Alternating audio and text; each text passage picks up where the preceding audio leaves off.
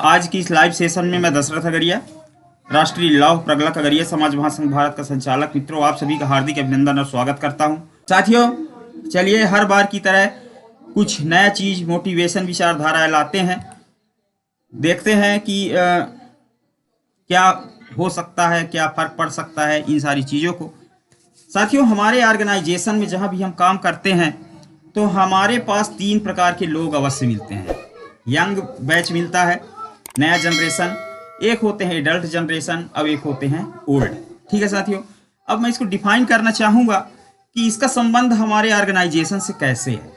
आप सभी जानते हैं अपने अपने क्षेत्र में जब काम करते हैं साथियों, तो आपके क्षेत्र में आपको यंग लोग मिलते हैं, एडल्ट लोग मिलते हैं, ओल्ड लोग मिलते हैं। यंग लोगों के पास टाइम साथियों पर्याप्त होता है, फुल टाइम होता है, उनके पास पर्याप्त समय होता है, केवल मनी नहीं होता है, वो खर्चे के लिए अपने घर पर आश्रित होते हैं और एनर्जी भी भरपूर होता है उनके पास, यानी वो कुछ भी करने को तैयार रहते हैं, यानी उनके पास समय और ऊर्जा दोनों होता है। ठीक है साथियों, पहले मैं इसको बार डिफाइन करूंगा, इसके बाद मैं इनके महत्व को समझाऊंगा। अब हम एडल्ट की बात करते हैं। एक युवा जो होता है वही लगभग 25 से 40-45 के बीच का व्यक्ति होता है, एडल्ट होता है साथियों। 50 तक की हम मान लें, उसके पास समय, मनी होता है और एनर्जी होती है। समय उसके पास नहीं होता है। क्यों नहीं होता है? क्योंकि वो कहीं ना कहीं जॉब करता है, कहीं ना कहीं नौकरी करता है, कहीं ना कहीं मतलब अपने घर परिवार के लिए लगातार प्रयासरत रहता है, तो उसके पास समय बहुत कम होता है। लेकिन वो कमाता है, नौकरी करता है, मार्केटिंग करता है, कहीं व्यवसाय करता है, तो उसके पास मनी होता है, पैसा होता है और उसके पास एनर्जी भी भरपूर होता है। ठीक है साथियों, लेकिन एक ओल्ड व्यक्ति जो होता है उसके पास समय तो पर्याप्त रहता है, मनी भी रहता है चूंकि कमाया रहता है, लेकिन साथियों एनर्जी खत्म हो चुकी होती है। एनर्जी जो है खत्म हो चुकी रहती है।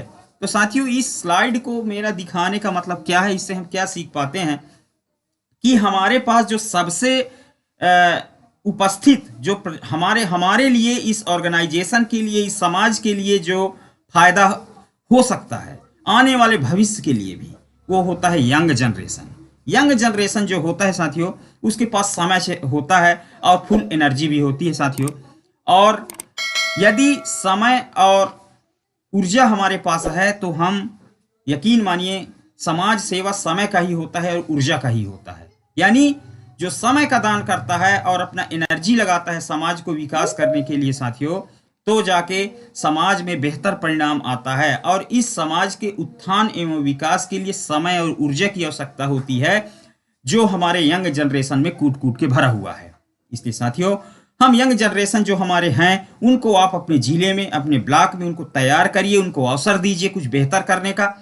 उनको इतना बड़ा मंच के बारे में बताइए कि ये लौह प्रगलक अगरिया समाज महासंघ एक बहुत बड़ा मंच है, पूरे भारत स्तर का मंच है, जिसमें संपूर्ण भारत के अगरिया जनजाति के लिए कार्यरत है, क्रियाशील है और समाज के उत्थान एवं विकास के लिए लगातार सतत तरीके से कार्य कर रहा है।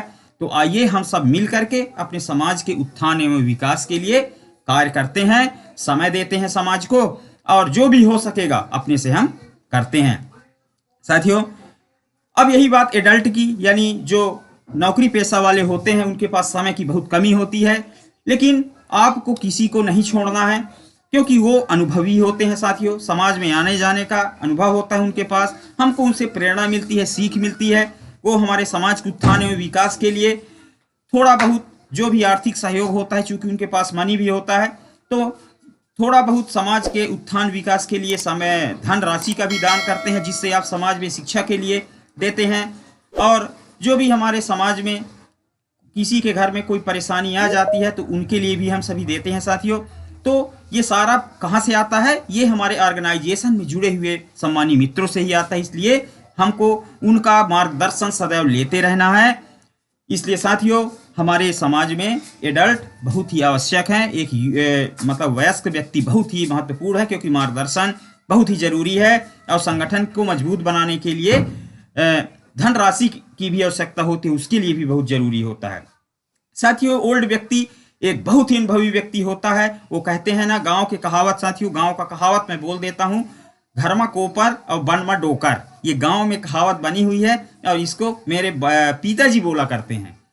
कि घर में कोपर बन में डोकर, यानी घर में अगर कोई वृद्ध व्यक्ति है तो वो घर घर है और वहाँ कोई भी परेशानी आएगा भी तो चला जाता है। ठीक है साथियों, यानी इसका मतलब आप समझ गए होंगे कि हमारे ऑर्गेनाइजेशन में जो अनुभवी हैं, जो आज 50 साल 60 साल 70 80 90 100 साल के बुजुर्ग जो होंगे, उनको समाज के बारे में अनुभव है, उनको समाज का इतिहास मालूम है, उनके पास बहुत सारी नॉलेज है, तो हम उनके नॉलेज को लेकर के हम अपने समाज में उसको दे सकते हैं।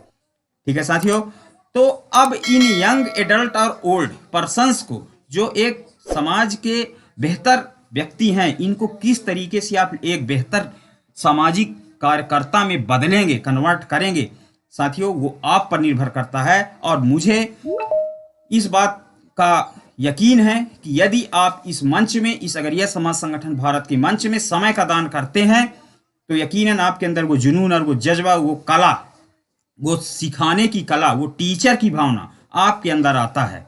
और किस तरीके से इनको आपको डील करना है, कैसे अपने ऑर्गेनाइजेशन के बारे में बताना है, आपको इस मंच में मिलता है। इतने जुड़े हुए सम्मानित साथी जो रहते हैं उनसे आपको मिलता है। जहां भी सामाजिक सम्मेलन होगा, वास्तविक रूप से वहां पहुंचना है, यानी थोड़े थोड़े समय से आप अपने अंदर वो भावना ला सकते हैं जो एक सामाजिक कार्यकर्ता को चाहिए, और आप इन तीनों वर्ग के व्यक्तियों को आप अपने मंच में एक बेहतर लीडर बना सकते हैं साथियों।